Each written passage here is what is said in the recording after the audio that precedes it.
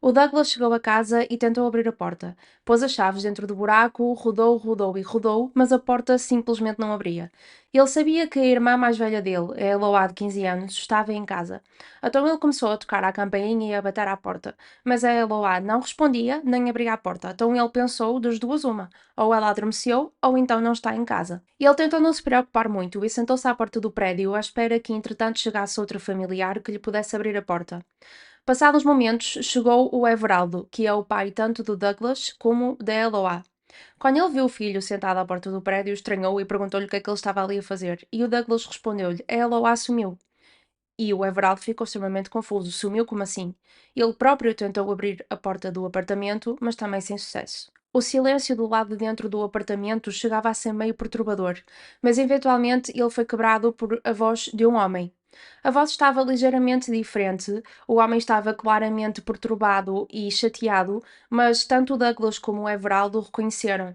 A voz pertencia ao Lindenberg, de 22 anos, o ex-namorado da Eloá. Durante as 100 horas seguintes, o Lindenberg manteve a Eloá refém na sua própria casa e este rapto foi transmitido em direto para todas as televisões brasileiras. O Lindenberg ameaçou: se eu não posso ter a Eloá, então mais ninguém pode ter, e infelizmente ele cumpriu.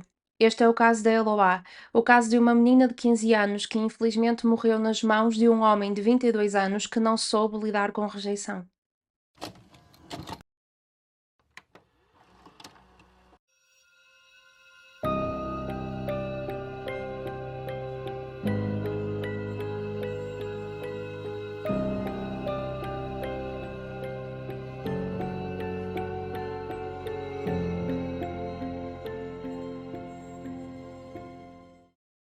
Eu decidi fazer este episódio porque no outro dia estava na Netflix a tentar encontrar qualquer coisa para ver e encontrei este documentário que se chama O Caso Eloá Refém ao Vivo.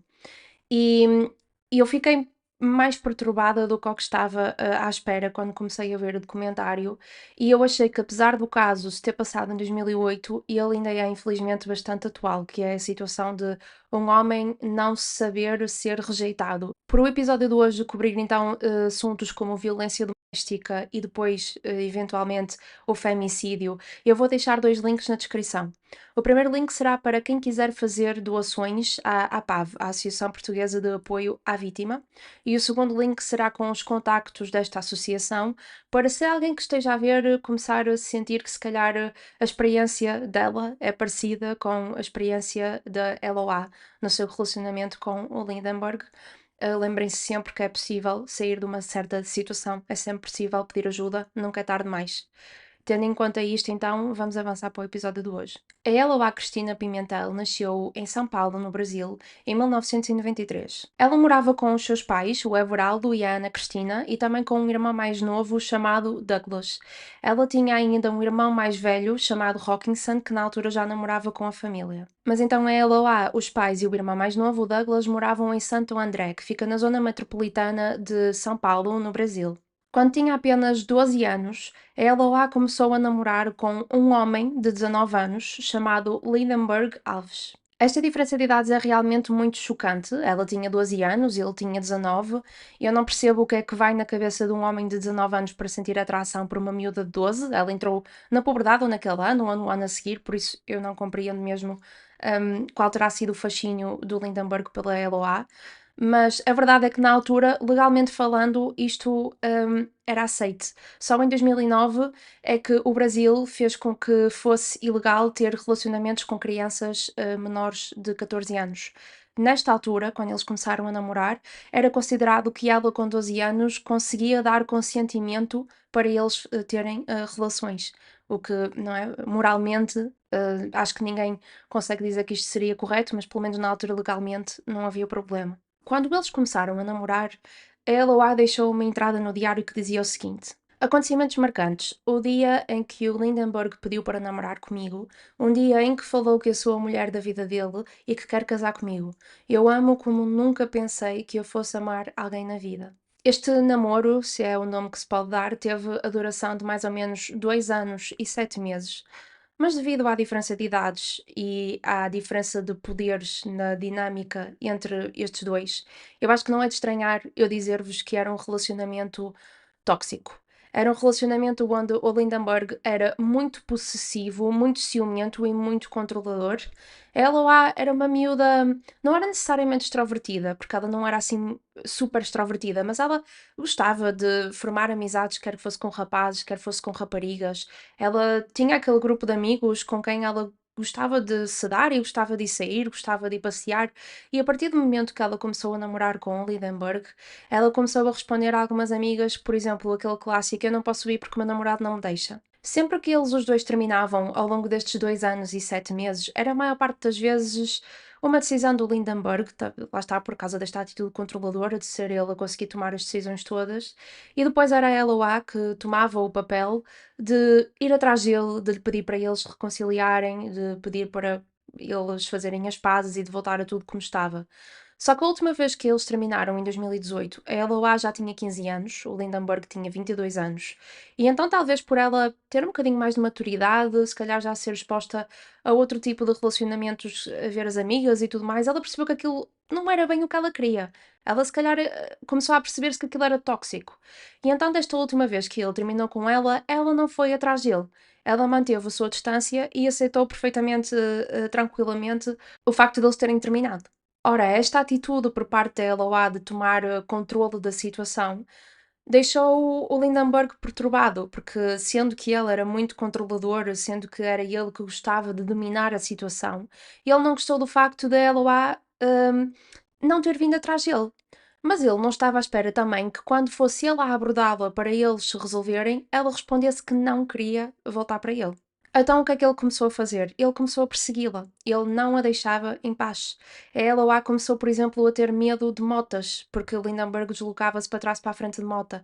Então sempre que ela estava com os familiares ou com os amigos na rua e uma mota passava perto dela, ela afastava-se com medo que fosse o Lindenberg. Nesta altura, ela escreveu no diário: Jesus, me ajuda.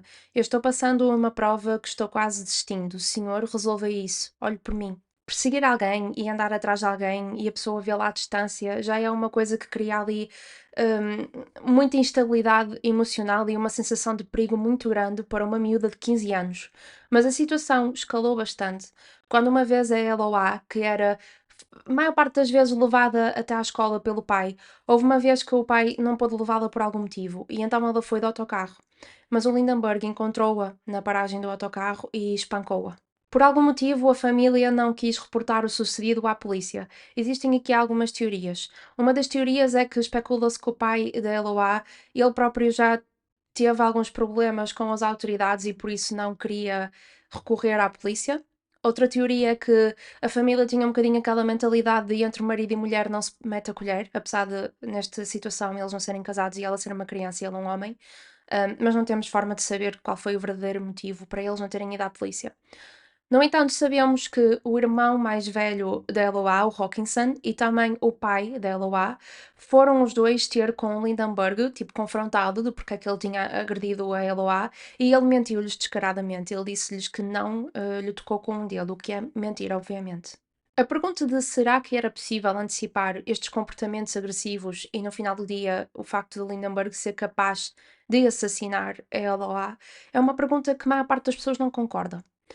A verdade é que muitos dos familiares e amigos do Lindenberg se sentem enganados por ele, no sentido de que toda a gente achava que ele era um bom rapaz, toda a gente achava que ele era uma pessoa trabalhadora, ele tinha 2 empregos, ele tinha carta de condução há já bastante tempo, e ele era uma pessoa, assim, relativamente responsável, no sentido que nunca tinha cometido nenhum crime, trabalhava, pronto. Então, muita gente, mesmo depois nós vamos falar disto, na altura das entrevistas que foram feitas relativamente a este caso, as pessoas estavam todas a dizer que ele é bom rapaz, que aquilo devia ter sido um surto por amor, que é uma coisa que nós já vamos falar melhor.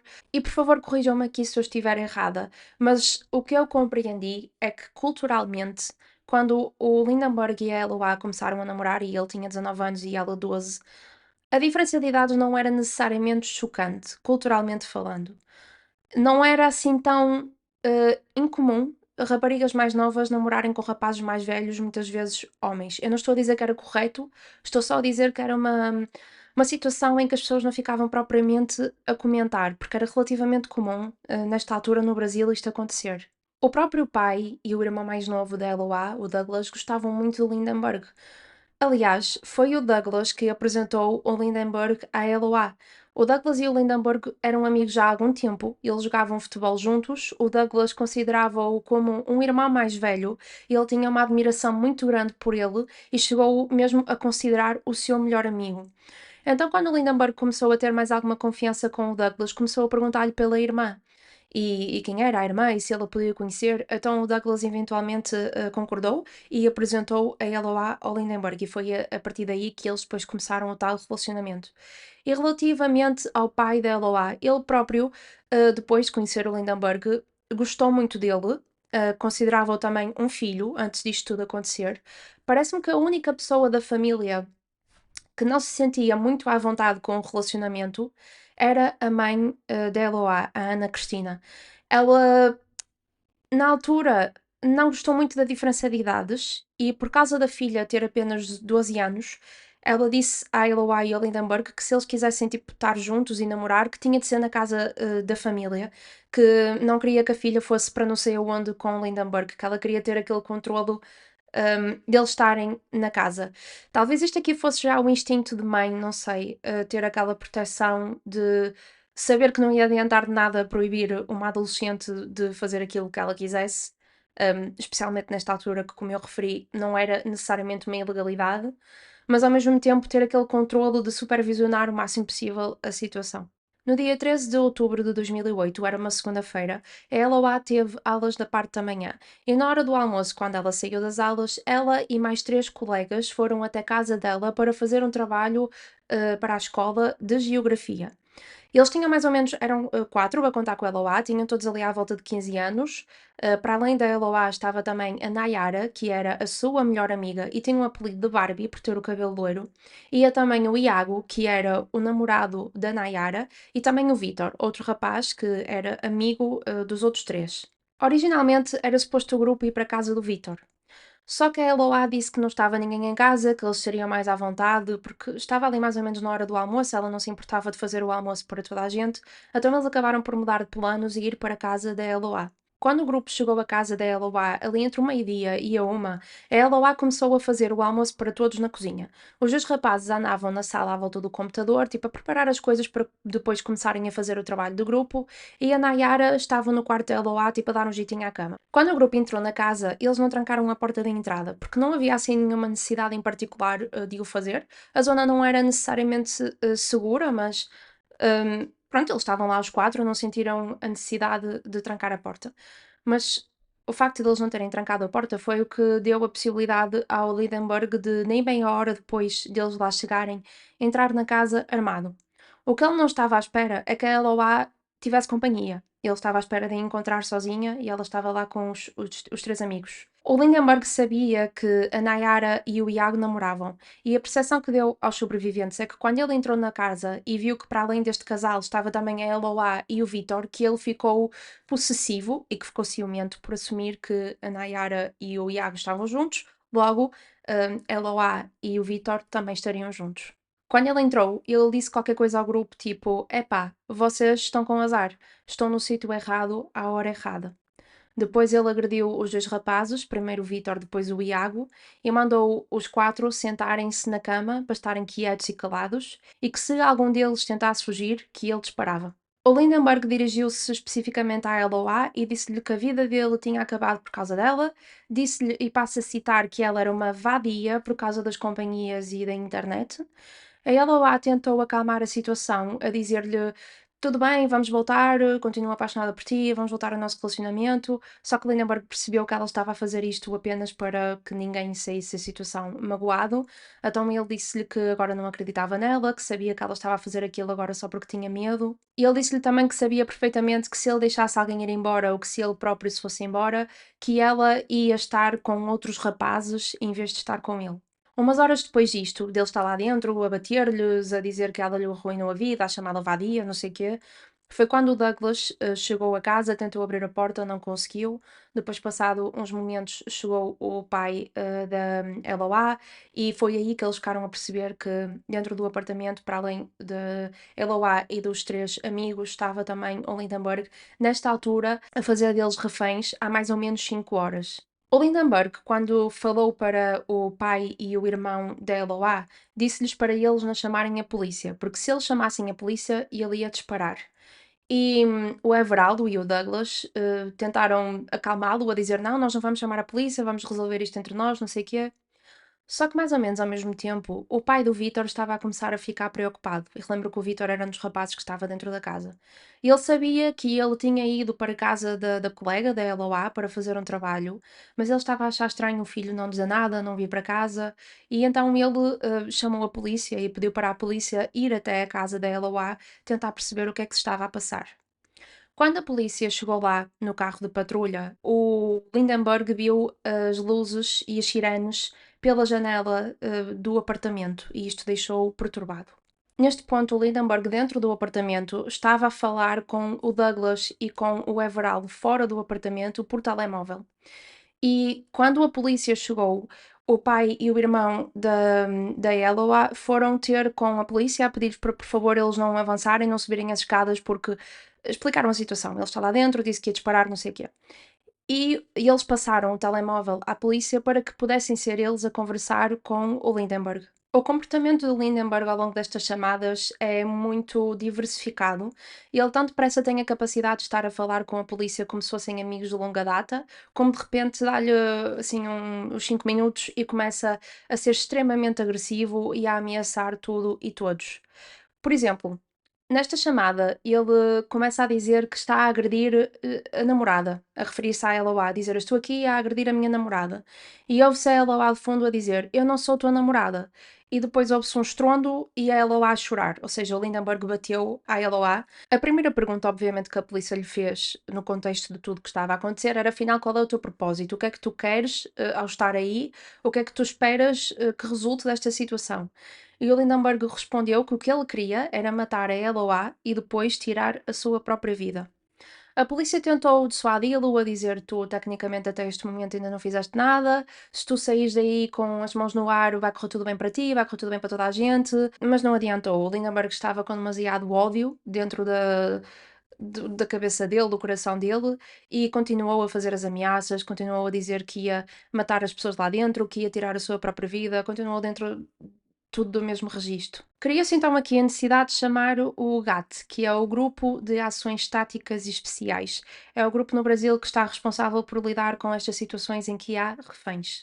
Nós já falamos brevemente no episódio do Autocarro 174, que por acaso também aconteceu no Brasil, do que implica ser um negociador para lidar com estas situações de reféns. Ser um negociador é uma profissão que requer muita inteligência emocional, muita calma, muita paciência e também muita prática. O processo de negociação que é utilizado por agentes do FBI está normalmente dividido em 5 fases. A primeira fase chama-se ouvir atentamente, e nesta fase o negociador vai basicamente ouvir os pedidos do sequestrador, perceber ao certo o que é que ele quer da situação. Nesta fase, o negociador também vai ficar a conhecer um bocadinho melhor o sequestrador. A segunda fase chama-se empatia, e nesta fase o negociador vai tentar demonstrar um bocadinho de compreensão relativamente às motivações do sequestrador, dizer qualquer coisa tipo: Olha, eu compreendo porque é que sentiste a necessidade de fazer isto, mas pensa bem, será que é a melhor forma de resolver a situação? A terceira fase chama-se relacionamento, e aqui, como o nome indica, o negociador vai tentar criar um relacionamento de confiança com o sequestrador. Aqui talvez seja uma boa oportunidade para introduzir tópicos que ficou a conhecer sobre o sequestrador da primeira fase, ou então até realizar um dos pedidos do sequestrador. A ideia aqui é eles criarem o maior nível de confiança possível. A quarta fase chama-se influência. Agora que existe uma relação de confiança entre o negociador e sequestrador, talvez o negociador possa começar a introduzir ele alguns pedidos, talvez possa começar a teorizar possíveis soluções realistas para o problema, começar a dar um bocadinho mais da sua opinião e a causar ali um bocadinho mais de influência. A quinta e última fase é a fase de mudança comportamental, e aqui é quando o sequestrador acha genuinamente que se libertar os reféns e que se sair sem magoar ninguém vai ter aquilo que merece, isto devido ao facto de o negociador ter conseguido criar com sucesso uma relação de confiança entre ele e o sequestrador. Ou seja, conseguimos perceber mesmo que o mais importante desta negociação é que o sequestrador fique a confiar no negociador. Se ele sentir que não existe esta confiança, se sentir por algum motivo de desinteresse por parte do negociador, isto pode resultar na morte dos reféns, que é uma coisa mesmo muito sensível. E existem situações, e esta do Lindenberg foi um bocadinho assim, em que o sequestrador não tem nenhum pedido em específico. O que ele quer é só estar a causar o caos, o que ele quer é só, por exemplo, matar os reféns, e então aqui a polícia vê-se com um trabalho um bocadinho mais dificultado, mas é precisamente por estes motivos que existem equipas que possam entrar à força no perímetro onde estão os reféns, existem também snipers que se podem posicionar nos edifícios à frente ou laterais para poder tentar ferir ou assassinar o sequestrador em casos em que vai até o limite, em que a negociação acaba por ser praticamente impossível.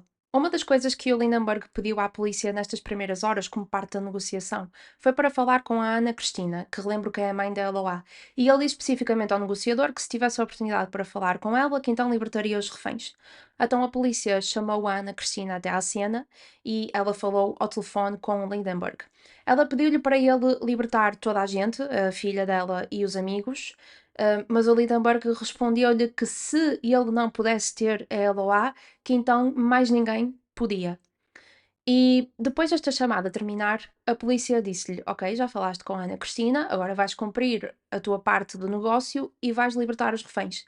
E ele respondeu que não, que afinal tinha mudado de ideias, que não queria libertar ninguém. Nesta altura já se tinham passado mais ou menos 9 horas desde que ele tornou aquelas 4 pessoas reféns, e nesta altura, definitivamente que a comunidade, o bairro em questão, já tinham todas noção do que é que estava a acontecer, por causa do barulho, por causa do aparato da polícia. Então já estavam várias pessoas à janela, os vizinhos já tinham descido dos seus prédios para se porem ali naquela zona das janelas para ver o que é que se estava a passar. E depois o Lindenberg começou a dar uns tiros ocasionais pela janela da casa de banho, e isto fez com que a palavra se fosse espalhando e que começassem neste ponto a aparecer os primeiros jornalistas para filmar a situação. Dentro do apartamento, eles estavam os 4 nervosos. A Eloá, a Nayara, o Vítor e o Iago. Eles estavam os 4 com medo, porque estava lá uma pessoa a demonstrar-se completamente maluca da cabeça, armada. No entanto, segundo o que depois a Nayara contou, o Vítor e o Iago estavam um bocadinho mais perturbados, estavam fisicamente a demonstrar que estavam muito nervosos. Particularmente o Vítor começou a ficar muito branco, muito pálido, começou a sentir-se fraco, até que chegou ao ponto de desmaiar. E depois ele acordou com a Nayara a abaná-lo, tipo: "Estás bem? Acorda, Vítor." E a Nayara pediu ao Lindenberg para ele deixar o Vítor ir embora, tipo, não havia necessidade dele estar com os 4 reféns, mais valia deixá-lo ir embora. E o Lindenberg, não sei como, lá acabou por concordar e deixou que o Vítor se fosse embora. Quando o Vítor saiu do apartamento e começou a descer as escadas, um polícia começou a subir as escadas para ir ao encontro dele. E o Lindenberg não gostou de que a polícia se tivesse aproximado da porta do apartamento, então começou a mandar uns tiros pela janela. O polícia que estava neste momento ao telefone com o Lindenberg perguntou-lhe: "Por que é que estás a mandar tiros?" E o Lindenberg respondeu que é para vocês perceberem que eu não sou bonzinho. Cerca de 2 horas depois do Vitor sair, o Lindenberg deixou também o Iago sair, o outro rapaz. Então, neste ponto, dentro do apartamento ficou só a Nayara, a Eloa e o Lindenberg. E quando ele deixou os 2 rapazes sair, ele disse a Eloa e a Nayara qualquer coisa do género: Vocês têm noção que se eles saírem, vocês as duas nunca mais vão sair. Esta primeira noite foi passada com várias chamadas de tentativas de negociação por parte da polícia, tentarem fazer com que ele soltasse também a Nayara e a Eloa, mas não adiantou de nada. O Lindenberg continuou com as suas ameaças e com os tiros ocasionais pela janela, e sempre que ele ia até à janela dar estes tiros, ele levava ou a Eloa ou a Nayara agarrada no braço, com a arma apontada às costas ou à cabeça delas, de forma a que nenhum dos tais snipers conseguisse atirar sobre ele. No dia seguinte, o dia 14 de outubro, já se tinha passado mais ou menos 18 horas desde que ele fez esta situação de reféns. E neste dia foi definitivamente o dia em que as coisas ficaram mais caóticas. Foi este dia que vários jornalistas, vários canais televisivos foram até à cena para tentarem gravar o máximo possível o que estava a acontecer. Até os próprios moradores viram-se muito afetados com esta situação. Muitos deles queriam ver o que se estava a passar, mas alguns estavam a tentar continuar com a vida deles normal, tipo, o que é que eles podiam fazer, não é? Mas tiveram muita dificuldade com isto, porque, por exemplo, eram tantos carros de polícia eram tantas carrinhas de jornalistas, televisões, câmaras, eram tantas pessoas que tinham vindo de outros sítios para ver o que estava a passar, que até os próprios moradores tinham dificuldade em pegar nos carros e a sair daquela zona para ir trabalhar. Por exemplo, muita gente não conseguiu ir trabalhar por causa desta situação. E eu já sei que isto aqui, em comparação com estarem duas adolescentes feitas reféns num apartamento com um homem armado, isto em perspectiva não é nada, alguém não conseguir ir trabalhar, não é isso que eu estou a dizer. Eu só estou a dar contexto para vocês perceberem a dimensão da situação, o número de pessoas que já estava nesta altura lá, simplesmente a ver. Foi então neste segundo dia que surgiu a alguns jornalistas e televisões a ideia de transmitir o rapto em direto. Eles posicionaram as câmaras de forma a apontar para aquelas janelas onde o Lindenberg ia ocasionalmente aparecendo com uma das raparigas e com a arma e de onde ele ia dando uns tiros. E eles basicamente estavam a transmitir aquilo constantemente. E chegou a um ponto que as televisões que não tivessem a passar aquela notícia não tinham audiências. Tudo o que as pessoas queriam ver era como é que estava a situação deste rapto. O problema aqui é que dentro do apartamento tinha televisões. Isto significou que o Lindenberg, a Eloa e a Nayara conseguiam ver em direto também o que é que se estava a passar. Elas as duas conseguiram ver em direto o próprio rapto, que é uma coisa macabra se formos a pensar nisso. E isto para o Lindenberg não lhe fez bem. Estava a ter o privilégio de ver as coisas de uma perspectiva que, se ele não tivesse a televisão lá dentro, ou se os próprios jornalistas não tivessem a transmitir aquilo em direto, ele estava um bocadinho mais hum, desligado da situação e tinha mais de confiar na palavra da polícia. Um ponto aqui que muita gente fala é que o facto disto estar a ser transmitido em direto constantemente e de só se falar do Lindenberg é que ele sentiu-se como a personagem principal de um filme. Ele sentiu-se o protagonista que estava, por um ato de amor, a fazer aquilo. E por outro lado, isto também causou algumas situações em que o Lindenberg não gostava daquilo que estava a ouvir na televisão, dos jornalistas a falar sobre ele, e então ia à janela dar tiros. E quando a polícia lhe perguntava porque é que foi esse tiro, ele dizia mesmo: foi porque o fulano, não sei o quê, na televisão X, disse isto sobre mim e eu não gostei. Este dia foi mesmo muito perturbador para a Eloá e a Nayara. O Lindenberg atou-as às duas com ou lençóis ou t-shirts ou qualquer coisa assim, tecidos que ele fosse encontrando, e ele mantinha-as sempre separadas. Uma estava sempre no quarto, a outra estava sempre na sala, sendo que o Lindenberg normalmente estava na divisão que estivesse a Eloá. A Nayara contou depois que ouvia o Lindenberg a bater à Eloá, ouvia o Lindenberg a pedir-lhe beijos, e a Eloá às vezes dava, outras vezes a chorar não queria dar-lhe beijos, e a própria Nayara dizia tipo, amiga, amor, porque ela tratava por amor, amor, por favor, tenta fazer o que ele está a pedir, tipo, não vamos dar mais motivos para ele ficar chateado. E então a ela lá, coitadinha, esta miúda de 15 anos, a ter de estar nesta situação em que estava a beijar o homem que ao mesmo tempo lhe estava a apontar uma arma à cabeça, não deve ter sido mesmo nada fácil. E a Nayara contou que quando o Lindenberg não tinha estes beijos, não tinha este carinho que ele ia pedindo por vezes à Eloá, que ele ameaçava-as outra vez, batia-lhe, apontava-lhe a arma, dizia vou-te matar.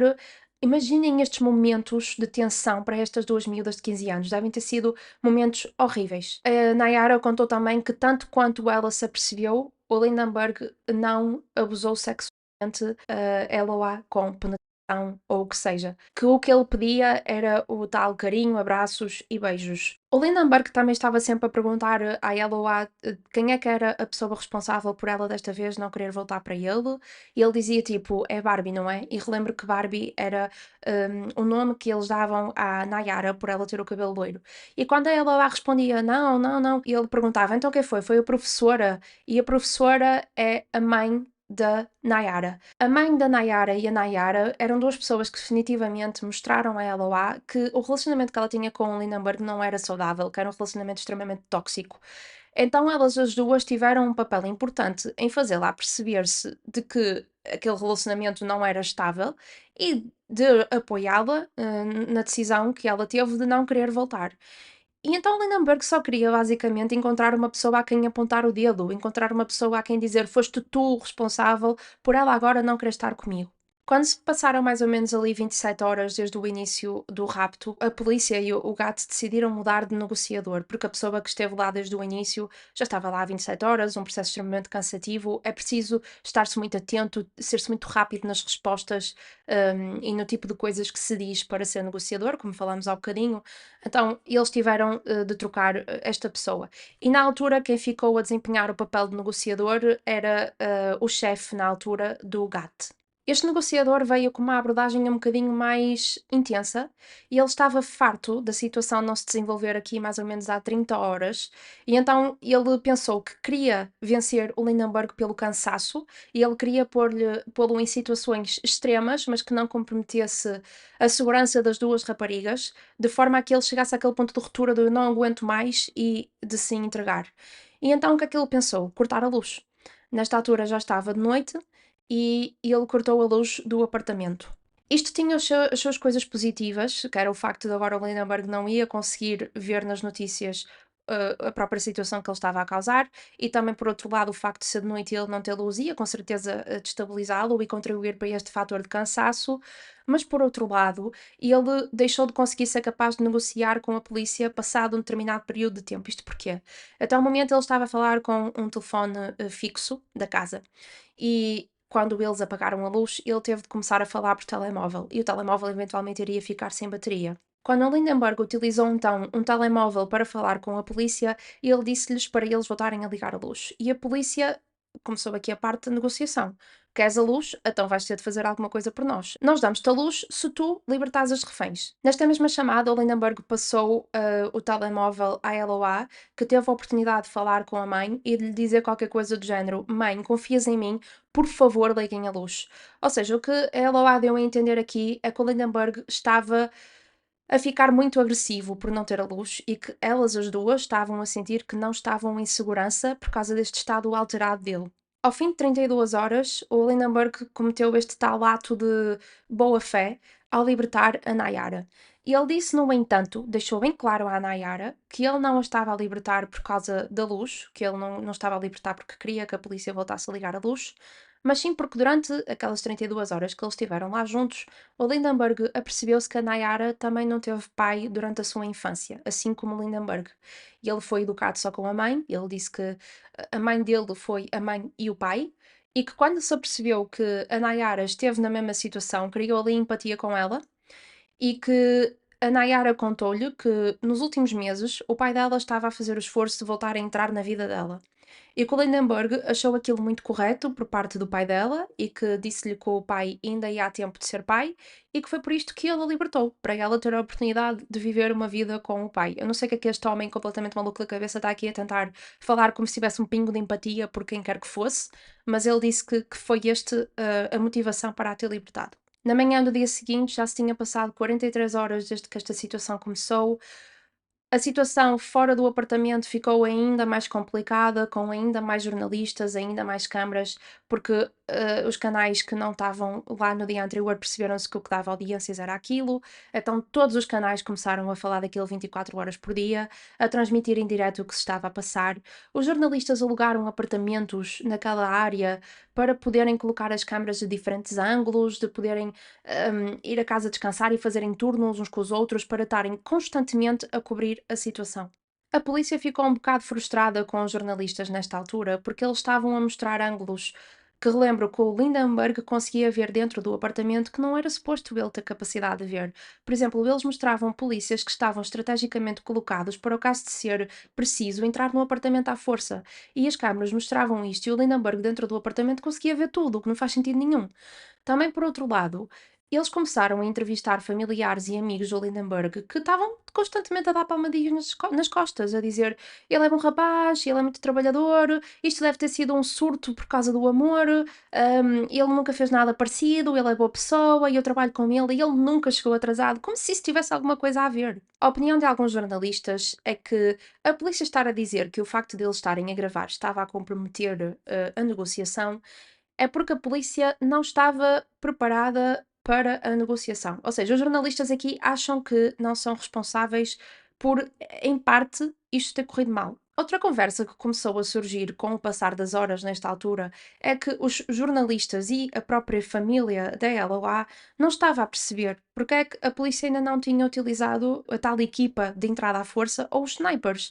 Como eu referi, várias vezes o Lindenberg já tinha ido à janela com a LOA. Tudo bem que ele estava com a arma na mão, a apontar às costas, a apontar à cabeça, mas a LOA nota-se bem em alguns vídeos que tentou por várias vezes criar alguma distância entre ela e o Lindenberg, de forma a que um possível sniper pudesse dar-lhe um tiro. E a família chegou a um ponto que não estava a perceber porque é que eles estavam tanto a querer poupar a vida de um rapaz que estava a causar uma situação incrivelmente destabilizadora.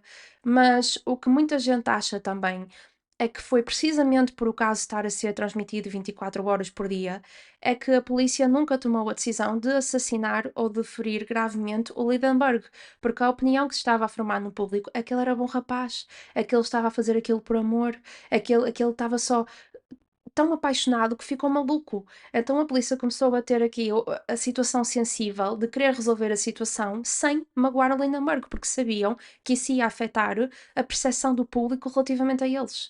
Neste dia ficaram registados alguns momentos, por exemplo, houve uma situação em que a LOA teve a oportunidade de ir até à janela e de fazer um sinal cá para fora a dizer que estava bem, no entanto a cara dela demonstrava que ela estava tudo menos bem, ela estava extremamente inchada nos olhos de ter estado a chorar e estava com uma cara de pânico, tadinha, dá mesmo muita pena ver estas fotografias e imagens. Depois, eventualmente, o Lindenberg decidiu que queria falar com o Douglas. O Douglas fez aqui o que a polícia pediu, que era basicamente tentar apelar à amizade que eles os dois tiveram um dia para resolver a situação. Então o Douglas, coitado, não é uma situação fácil de todo para se estar, porque o que a polícia lhe pediu era para ele dizer qualquer coisa do género: eu não quero saber da minha irmã, eu quero saber de mim e de ti e da nossa amizade, e por favor, sai daí e vamos os dois dar uma volta, conversar, tipo, tentar falar assim. Mas o Douglas contou depois que a vontade dele era entrar pelo apartamento lá adentro e encher o gajo de porrada por causa do que ele estava a fazer à irmã, mas que ele teve de se sujeitar a este papel de ser falso só para ver se conseguia ajudar a polícia, se conseguia apelar a qualquer amizade que eles tiveram os dois um dia para resolver a situação. Às 50 horas, como refém, a Eloá começou a ficar um bocadinho doente, ela estava fraca, já não havia assim comida na casa que fosse saudável para ela comer e se sentir bem, e o Lindenberg ligou à polícia a dizer precisamente isto, que ela estava a precisar de comer, e pediu-lhes para eles entregarem comida, só que ele utilizou uma forma peculiar de atingir isto, de forma a não se comprometer, não é? Basicamente, ele fez a Eloá fazer uma corda composta por lençóis e mandar essa corda pela janela abaixo. Quando as pessoas lá de fora do apartamento começaram a ver a ela lá à janela a mandar uma corda de lençóis por baixo, começaram a pensar: será que ela vai sair por ali? Será que ela vai descer por ali? E a própria mãe da ela lá, que estava na cena a ver aquilo, começou a gritar: filha, filha, tipo desesperada, e a dizer: anda, filha, anda. Só que a ela lá estava muito nervosa, ela estava toda a tremer e ela virou-se para a mãe e disse: mãe, calma. Pronto, ela continuou a mandar a corda e depois um polícia lá embaixo pôs a comida no lençol e ela lá puxou para cima. E quando a mãe dela percebeu que ela afinal não ia descer, que aquilo era só para ela ter acesso à comida, a senhora sentiu-se mal e eu, pelas imagens, acredito mesmo que ela desmaiou. Esta foi uma das situações em que agora as pessoas a olhar para as filmagens acham que ela estava propositadamente a baixar-se demasiado para o sniper ter um campo de visão claro para o Lindenberg. Ou seja, esta é uma daquelas situações em que muita gente acha que podia ter sido dado o tiro e que nada aconteceu. Nesta noite aconteceu também uma coisa muito peculiar. Como eu expliquei há bocado, a zona estava cheia de pessoas, cheia de carros, estava a dificultar as pessoas movimentarem-se de um lado para o outro. E esta zona, este bairro onde morava a família da Eloá, é uma zona assim com algum crime, roubos, tráfico de drogas. E o que começou a acontecer é que estes criminosos falaram com jornalistas a dizer que a vontade deles era eles próprios entrarem na casa e matarem o Lindenberg. Porque o facto de estar lá tantos jornalistas, tantas pessoas, tanta polícia, estava a estragar o negócio dos crimes deste género, do roubo e do tráfico de drogas. O quarto dia, dia 16 de outubro, a LOA já estava refém há 60 horas Nesta altura aconteceu também outra coisa muito peculiar que eu nunca ouvi falar, que foi os jornalistas conseguiram entrar em contacto com Lindenberg dentro do apartamento e começaram a fazer entrevistas exclusivas em direto das suas conversas com o Lindenberg. Qual é o problema aqui? É que estes jornalistas não estão treinados para lidar com estas situações de alto stress. Eles podiam dizer alguma coisa que pusesse em perigo a vida da LOA, podiam dizer alguma coisa que deixasse o Lindenberg chateado com alguma situação. O que é que garantia a estes jornalistas que não iam dizer alguma coisa diretamente que o deixasse perturbado e que o fizesse disparar contra a LOA? Eu percebo a ideia, eu percebo que a ideia deles era de género fazê-lo sentir que ele tinha uma oportunidade de sair da situação sem ir preso. Mas eles não estão treinados para isto, não tinham o direito de fazer o que fizeram. E na minha opinião, isto foi mesmo uma das coisas mais graves do caso. Às 66 horas como refém, o Lindenberg disse à polícia que se a Nayara voltasse, que ele saía do apartamento juntamente com a Eloá. Ou seja, o que ele disse era: a Nayara que venha até à porta do apartamento e depois eu e a Eloá saímos de mãos dadas, damos a mão à Nayara e saímos os três. E então, aqui uma situação que causou muita polémica é que a polícia contactou a Nayara e disse-lhe: tu vais voltar. Vais voltar para a cena, vais fazer exatamente o que ele pediu, que é posto à porta do apartamento, e ele vai sair com ela e vai-se tudo resolver. A Nayara concordou com isto, mas ela contou depois mais tarde que ela também não sentiu que teve necessariamente uma palavra na decisão, que ela sentiu-se forçada no sentido que eles disseram-lhe tens de fazer isto para acabar com a situação. Então ela podia tecnicamente dizer que não queria, mas sentiu muita responsabilidade para ir salvar a melhor amiga. Tudo bom? Tô, você tá calmo aí? Você vai fazer mesmo tudo isso que você tá falando? Confio. Oi, amor. Vou, amor, vou subir. Tá bom, na frente da porta. Tá bom. Tá, deixa eu falar com ele agora, amor. Vai dar tudo certo, prometi pra você desde o começo, tá bom?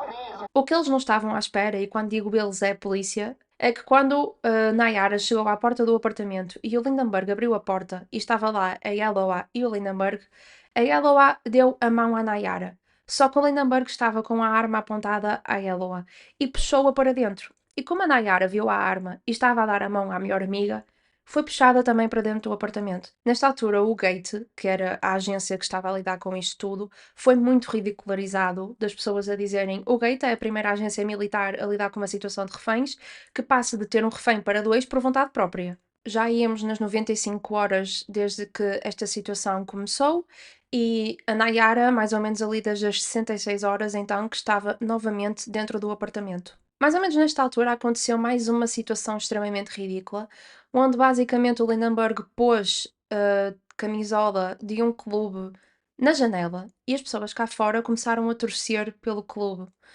E isto só para vocês terem noção de como as pessoas estavam mesmo sem noção da gravidade do que se estava a passar lá dentro. E eu quero acreditar que ninguém que tivesse a consciência de que aquelas miúdas estavam lá dentro a ser agredidas, de que estavam a ser emocionalmente abusadas e fisicamente abusadas, pudesse aplaudir quando o sequestrador mete uma camisola de um clube à janela, tipo a aplaudirem, eu também gosto desse clube. Isto para mim não é normal. Às 97 horas, o Lindenberg disse à polícia que a única forma dele sair de lá de dentro era se eles lhe enviassem um documento assinado a comprovar que eles não iam magoá-lo. E então um promotor de justiça foi até à cena e escreveu este documento, o assinou, a polícia assinou, toda a gente assinou, e eles utilizaram novamente a técnica do lençol que foi utilizada previamente para levar comida para o apartamento, para levar também o documento.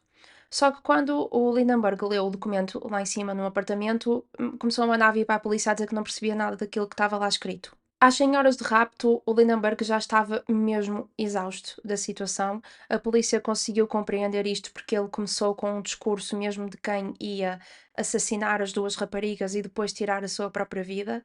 Até há imagens de polícias a comunicar entre eles a dizer isto é conversa de suicídio. E então eu penso que foi por causa disso que eles tomaram a decisão às 100 horas de arrombar a porta do apartamento e de terminar com a situação de uma vez por todas. E eles colocaram explosivos na porta do apartamento, a porta explodiu, só que do lado de dentro estava uma mesa que o Lindenberg tinha lá colocado, assim como uma outra mobília. Quando a polícia conseguiu entrar no apartamento, o Lindenberg começou a dar tiros na direção da polícia.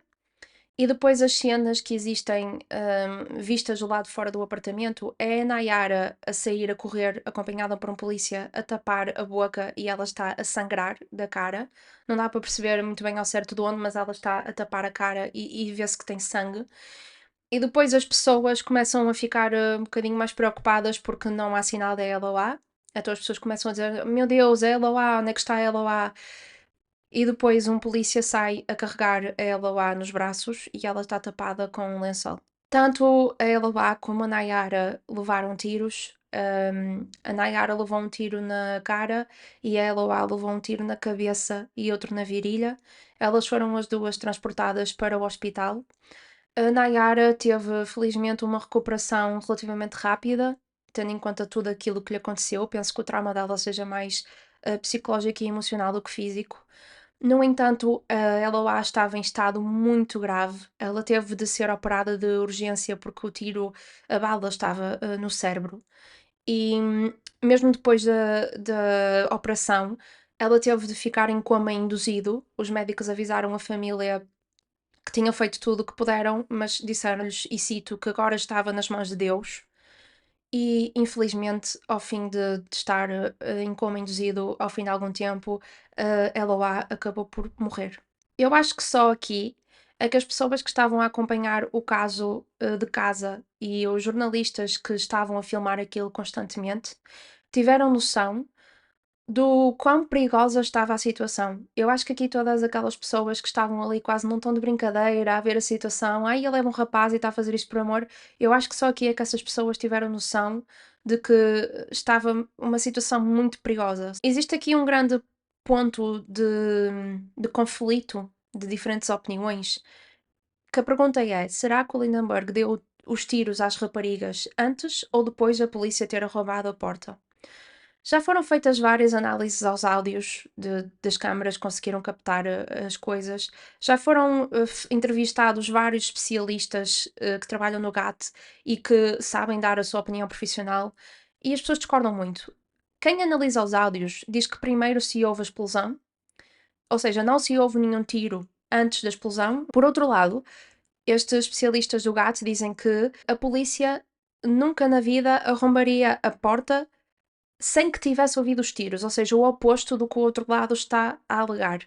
E aqui eu acho que, pronto, nunca vamos conseguir saber ao certo o que é que aconteceu. O julgamento do Lindenberg começou no dia 13 de fevereiro de 2012 e ele, ao passar pela família da LOA, sorriu. Ele sorriu a demonstrar mesmo que não tinha qualquer tipo de arrependimento. Ele foi condenado a 98 anos de prisão, no entanto, no recurso a pena baixou para 38 anos. Entretanto, também em 2018, o governo de São Paulo foi obrigado a pagar uma indemnização por danos morais à Nayara. A família da LOA sente-se incompleta. O Douglas sente muita responsabilidade por ter sido ele a pessoa a apresentar o Lindenberg à LOA, o que é assim, eu compreendo a teoria por trás de sentir responsabilidade, mas ele não tem culpa nenhuma. O homem que matou a irmã dele é que tem culpa. O outro irmão, o Hawkinson, tem muita pena que a LOA não tenha conhecido a filha dele, que entretanto nasceu. Os pais sentem um buraco no coração. Nós falamos muitas vezes aqui de pais que perdem os filhos e parece que é daquelas coisas que eu nunca perco sensibilidade. Sempre que eu falo disto, eu fico com um aperto no peito, porque eu não consigo imaginar o que é passar por isto. Não consigo imaginar o que é alguém roubar assim um bem tão precioso como um filho.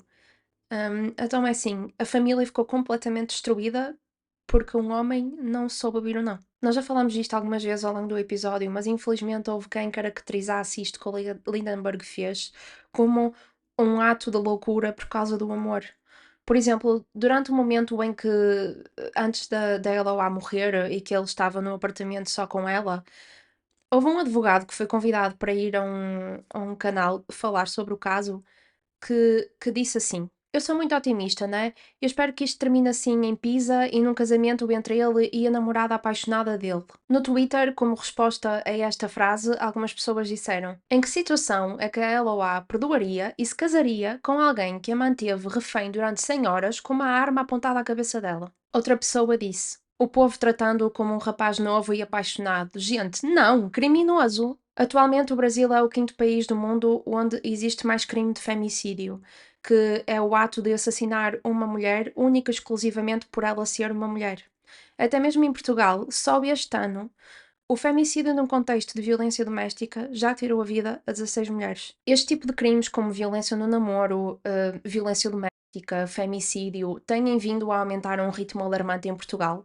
Parece que está quase na moda odiar as mulheres e tudo aquilo que elas representam. Estão recursos na descrição para quem sente que se calhar se identificou um bocadinho com a história da Eloá.